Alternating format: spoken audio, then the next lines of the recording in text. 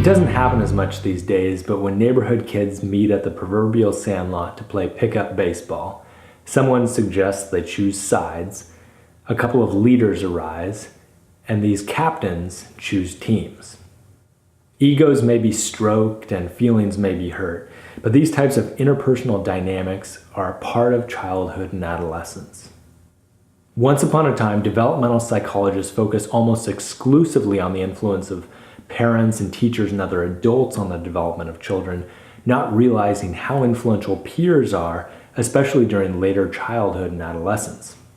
But peers influence one another in profound ways, which is why someone said, "Show me your friends and I'll show you your future."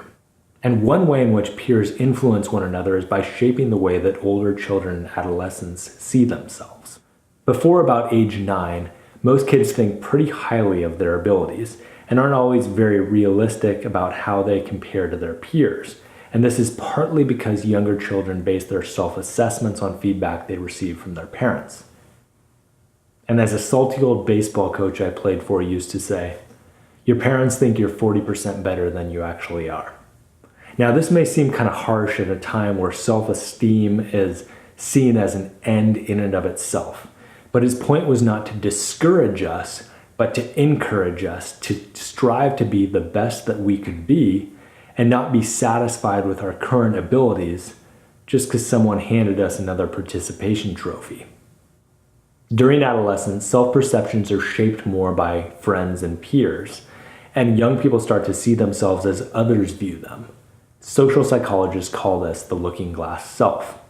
So a kid who is consistently chosen last in the Sandlot draft tends to think about their abilities differently than the kid who is chosen first, or the kid who is nominated to be one of the captains who selects players for his side.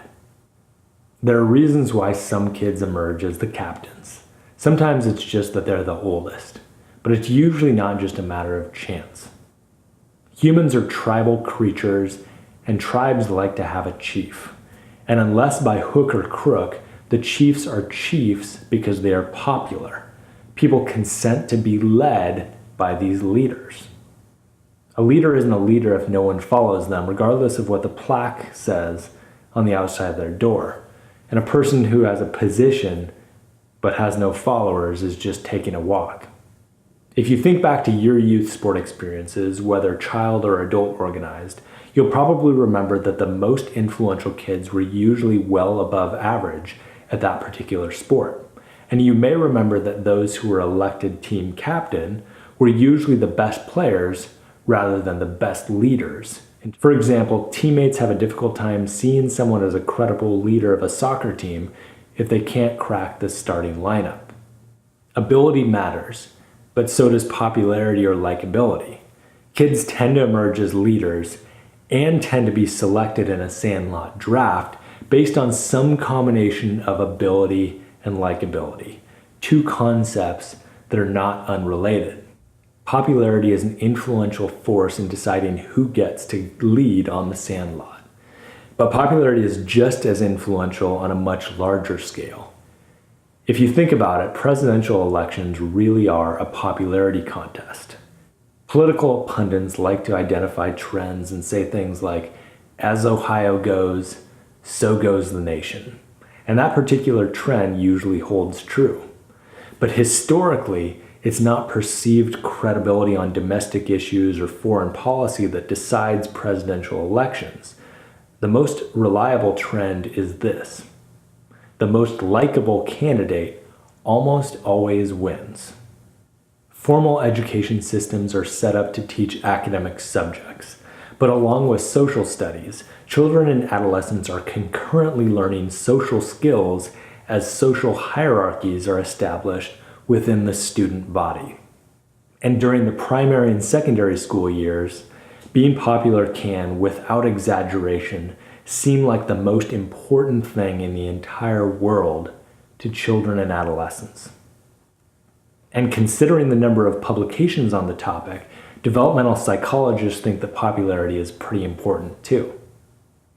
Researchers typically assess popularity via peer nominations, by asking children to write down the names of 3 kids that they would most like to play with, and the names of 3 kids that they would least like to play with. Popular children are those who have lots of kids who want to play with them and very few kids who would not like to play with them. Average children are those who have an average number of nominations for them and an average number of nominations against them. Controversial children are those who have lots of kids who would like to play with them, but they also have lots of kids who would like to avoid them. Neglected children are those who don't receive many nominations. There aren't many kids who want to play with them, and there aren't many kids who want to avoid them. They're just sadly kind of forgotten.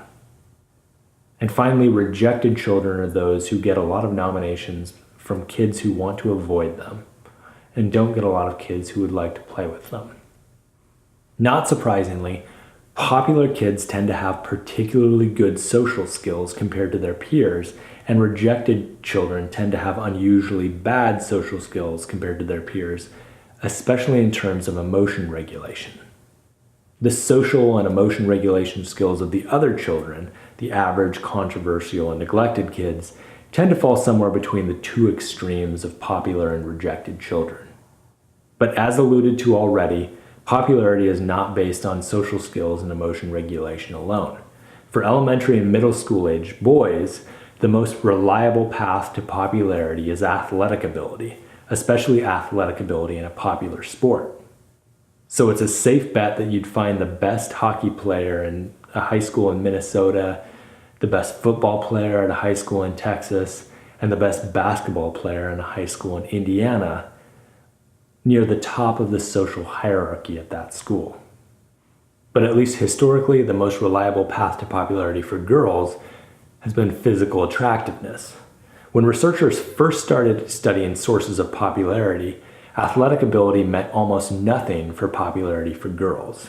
But as opportunities for girls to play organized sports began to increase in the 1970s, and it became normal for girls to play sports in the 1990s, being a good athlete began to mean something in terms of popularity for girls.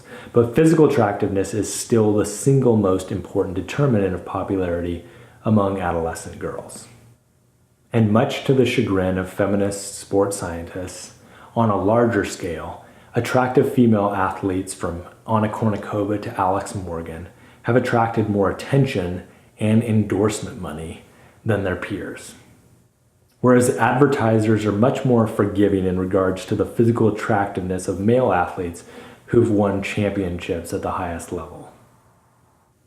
For decades, advertisers have used professional athletes who represent what consumers want to be.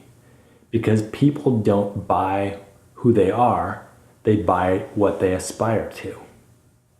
When asked whether they would like to be known as the best looking or have the best grades or be the best athlete, school-age boys are most likely to say they would like to be the sports star, whereas school-age girls are most likely to say they would like to be known as the prettiest.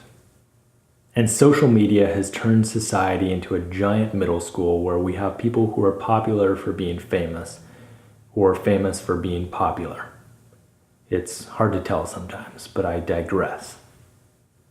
And social media has turned society into a giant middle school where we have attractive people who are popular for being famous or famous for being popular.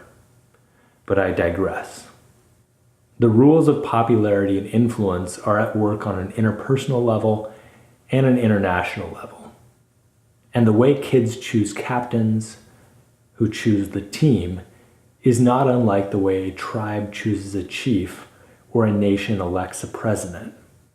It's a popularity contest largely based on some combination of ability and likability.